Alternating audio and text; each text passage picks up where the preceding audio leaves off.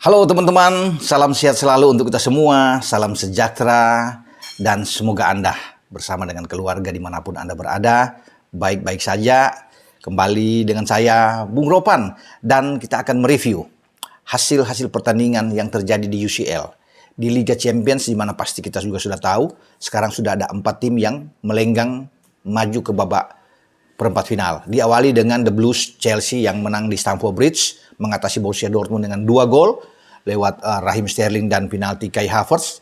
Mereka bisa membalikkan keadaan setelah kalah di Iduna Park dengan 1-0 dari Dortmund, dan pasukan Graham Potter ini lolos ke babak perempat final. Kemudian Benfica yang mengalahkan FC Brugge dari Belgia dengan 5-1 dan membuat wakil Portugal ini juga melangkah ke babak perempat final. Dan akhirnya dilengkapi oleh 2 tim lagi yang bermain pada dini hari tadi, di mana Bayern Munchen menghancurkan ambisi besar dari tim super mewah. Ya, PSG, Paris Saint-Germain, mereka gagal untuk membalikan keadaan setelah kalah 1-0 di markas mereka di Parc des Princes di leg pertama. Mereka tumbang lagi dengan 2-0 di Allianz Arena menghadapi FC Hollywood. Munchen lolos ke final, dan sebelumnya juga dalam pertandingan bersamaan, Spurs gagal juga untuk bisa membalikan keadaan setelah kalah 1-0 dari Milan di San Siro. Akhirnya mereka hanya harus puas dengan 0-0 dan Milan lolos dengan agregat 1-0 karena mereka juga bermain dengan 10 pemain ketika Christian Romero harus diusir dengan kartu merah. Tapi apapun itu, kalau melihat dari statistik, memang Milan lebih pantas untuk lolos, dan sekarang Milan sudah ada di perempat final. Jadi wakil-wakil Italia punya kesempatan untuk lolos karena masih ada Napoli yang nantinya pekan depan menghadapi dengan Eintracht Frankfurt, dan juga dengan Inter Milan yang akan bertarung dengan Porto di markas Porto. Dan 2 wakil Italia itu sudah memenangkan pertandingan di leg pertama. Sehingga 3 wakil Italia memungkinkan untuk ada di sana setelah Milan sudah lolos. Nah, kita bicara sekarang soal duel sengit, duel seru yang berlangsung di Allianz. FC Hollywood Bayern Munchen bertarung dengan PSG. Banyak pengamat yang mengatakan bahwa kekalahan di leg pertama ini masih bisa dibalikin oleh Kylian Mbappe dan kawan-kawan ketika mereka menjambangi Allianz Arena. Ya, tetapi itu tidak terjadi. Munchen adalah Munchen. Giroten yang sangat kuat bermain di kandang. Memang pada 2 musim lalu mereka sempat kalah dari Paris Saint-Germain ketika bermain di sini dengan 2-3. Walaupun mereka kalah 1-0 di kandang PSG. Tapi itu tidak boleh terulang. Ya, karena Munchen sedang dalam posisi yang bagus, tren lagi bagus. Dan ketika mereka menang 1-0 di leg pertama, mereka tidak akan menyia-nyiakan di leg kedua ini untuk mengusir atau menyingkirkan PSG ini. Siapapun itu mereka, dengan bintang siapapun yang datang. Ya, kali ini memang tanpa Neymar. Ya, tetapi mereka masih punya tetap dengan 2 superstar mereka yang bertarung di final di Qatar ketika membawa negara masing-masing. Nah, Lionel Messi, Argentina, dan Kylian Mbappe, Prancis. Ya, belum lagi kalau kita bisa melihat dengan kemewahan mereka yang ada di starting 11, karena Christophe Galtier, pelatih dari PSG ini, memainkan dengan formasi yang kuat. Mereka menumpuk 5 gelandang di tengah untuk bisa mengatasi Munchen. Dia tahu bahwa Munchen punya kekuatan di tengah dengan sangat bagus, sehingga dia taruh 5 gelandang. Ya, kemudian hanya ada 3 pemain di belakang, itu Marquinhos, ya, pakai dengan Daniel Pereira dan juga dengan Sergio Ramos. Di depan Donnarumma. Nah, 5 gelandang itu dia taruh dengan Achraf Hakimi di kanan, Nuno Mendes ada di sini. Kemudian di tengah itu Marco Verratti, ya, ada Fabian Ruiz, ada Vitinha, dan ada Mbappe dan Messi. Ini kuat di starting 11. Sehingga banyak mengatakan mungkin saja akan ada perbedaan ketika mereka tampil di Allianz Arena. Nah, formasi ini direspon dengan baik oleh Nigel Nagelsmann, ya. Nigel Nagelsmann, pelatih dari Munchen ini, itu bermain untuk mengubah. Ada 3 perubahan yang dilakukan ketika Benjamin Pavard mendapat kartu merah di pertandingan pertama. Itu dia tidak main. Nah, posisi kanan ini ditempati oleh Stanisic. Dia tidak bermain lagi dengan memakai 3 back, tapi dia taruh dengan 4 back. Dengan formasi yang saya pikir ini lebih ideal bagi Munchen. 4-2-3-1. Stanisic di kanan, Alphonso Davies di kiri, kemudian De Ligt bersama dengan Dayot Upamecano itu bermain di center back. Penjaga gawang adalah Jan Sommer. Ini penjaga gawang asal Swiss yang baru diambil dari Borussia Mönchengladbach pada musim ini, mengisi posisi dari Manuel Neuer yang mengalami patah tulang kakinya. Dan Sommer yang ada di sana. 2 gelandang sebagai double pivot, ditaruh Nagelsmann di sana dengan Leon Goretzka bersama dengan Joshua Kimmich. Ini dua pemain di tim nasional Jerman.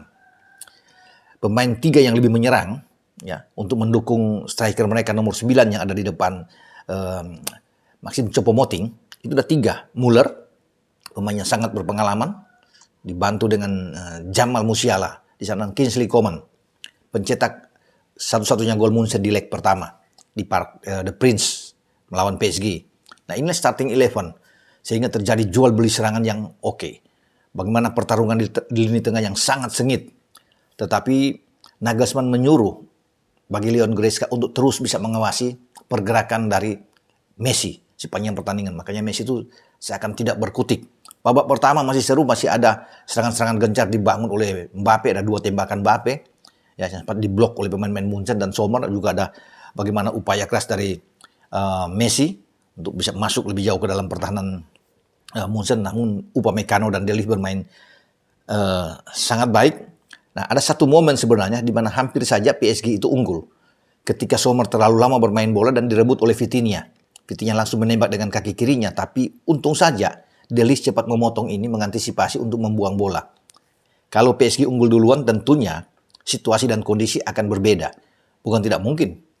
Bahkan PSG juga bisa memenangkan laga. Ya. Tetapi setelah ini bermain imbang 0-0, kemudian di babak kedua Munchen bisa mendapatkan gol mereka sebenarnya di menit 52, kalau nggak salah di sini. Dengan gol dari Choupo-Moting, meneruskan umpan dari Musiala. Tetapi dianulir oleh VAR karena melihat posisi dari Thomas Müller offside. Ya, sempat ada protes sedikit tapi diterima oleh pemain-pemain FC Hollywood ini. Pertandingan berlangsung terus. Sebelum akhirnya di menit ke-61 tiba gol pertama untuk Munchen yang diciptakan oleh Choupo-Moting. Pemain Kamerun ini memanfaatkan umpan yang sangat baik ketika dia sudah berdiri bebas. Dilakukan oleh seorang Leon Goretzka. Ini juga karena kesalahan dari Verratti di belakang. Sehingga bola dicuri oleh Goretzka di sana dan meneruskan kepada Choupo-Moting yang menaklukkan Donnarumma. Nah, gol inilah menjadi titik balik permainan yang luar biasa bagi motivasi Munchen. Ya, lebih tinggi lagi mereka terus melakukan pressing terhadap pemain-pemain PSG. Dan PSG itu dengan gol ini memang agak shock juga. Ya, mereka akan frustrasi karena mereka tahu ketika Munchen itu unggul sama seperti di leg pertama, mereka akan sulit untuk bisa melakukan membalas gol ini. Namun ada di menit 64 sebenarnya suatu hal bagus dari sebuah set piece. Sergio Ramos sempat unggul dalam duel udara dan menanduk bola. Ini bola yang sangat sulit. Ini kan tipikal dari Ramos yang terbang kemudian memanfaatkan sebuah umpan di dalam kotak penalti dan lompatan dia memang pas mengarah bola ke sudut kiri. Tapi gerakan refleks dari Jan Sommer untuk menepis bola itu dengan tangan kirinya yang menyelamatkan gawang dari Munchen. Hampir saja ini menjadi penyama kedudukan. Ya, akan lain halnya juga kalau memang PSG bisa menyamakan kedudukan, pertandingan akan sangat ramai. Dan apa yang dilakukan oleh Nagelsmann di dalam merotasi atau merombak pemain mereka ketika mereka sedang unggul, justru dia membuat kejutan dengan menarik 6 menit kemudian Choupo-Moting keluar. Ini yang luar biasa. Ya, ketika dia melakukan bahkan ada 4 pemain yang dia tarik. Semua pemain-pemain ada di depan yang dia tarik keluar. Dengan keseimbangan tetap dia jaga karena tidak ada perbedaan sama sekali di antara pemain utama di starting line up Munchen dengan yang ada di bangku cadangan, yang ada di bench. Yang masuk itu pemain-pemain top semua. Ya. Kita bisa melihat ya, ada Cancelo, ada Sadio Mane. Ya, karena kita tahu Cancelo ini mantan dari City, Sadio Mane mantan Liverpool, dan ada 2 pemain tim nasional Jerman. Ya. Ada Leroy Sané dan Serge Gnabry. 4 ini dimainkan dan dia menarik 4 pemain. Choupo-Moting termasuk ditarik keluar, Thomas Müller, Kingsley Coman, dan Jamal Musiala. 4 ini ditarik keluar, tapi tidak menurunkan bagaimana daya dobrak, daya serang dari Munchen dengan 4 pemain. Bahkan lebih menakutkan ketika Sadio Mane masuk, Cancelo kita tahu dengan umpan-umpan yang berkelas, ya, kecepatan dari Leroy Sané dan Gnabry, dan itu yang menyulitkan pertahanan dari Sergio Ramos dan kawan-kawan. Ya, tapi memang agak sedikit lemah bagi PSG yang saya lihat ketika Marquinhos keluar. Ya, kemudian dia digantikan, ya. Dan Munchen bisa mendapatkan angin yang bagus.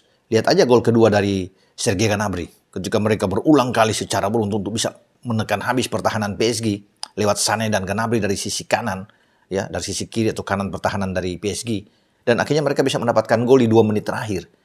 Itu yang dilakukan dengan umpan yang sangat baik dari Cancelo yang diarahkan kepada Gnabry, dan Gnabry melesakan tanpa bisa diatasi oleh Donnarumma. Ketika 2-0 ini, 1-0 aja udah berat. Ketika 2-0, pemain-pemain Messi dan Mbappe sudah hilang konsentrasi mereka, buyar, karena mereka merasa mereka sulit untuk bisa membalikan keadaan. Dan angin sudah di Munchen, dan Munchen bisa menghentikan mereka, ya, menyingkirkan mereka. Ini sangat disayangkan ya, bahwa kita tidak bisa melihat dua superstar yang akan terus bisa melaju, bahkan angan-angan cita-cita mereka untuk membuat sejarah, pertama kali menjadi juara di Champions League itu habis. Uang boleh banyak, tetapi tidak bisa dibeli trofi ini ya oleh kemewahan yang ada di Paris Saint-Germain ya.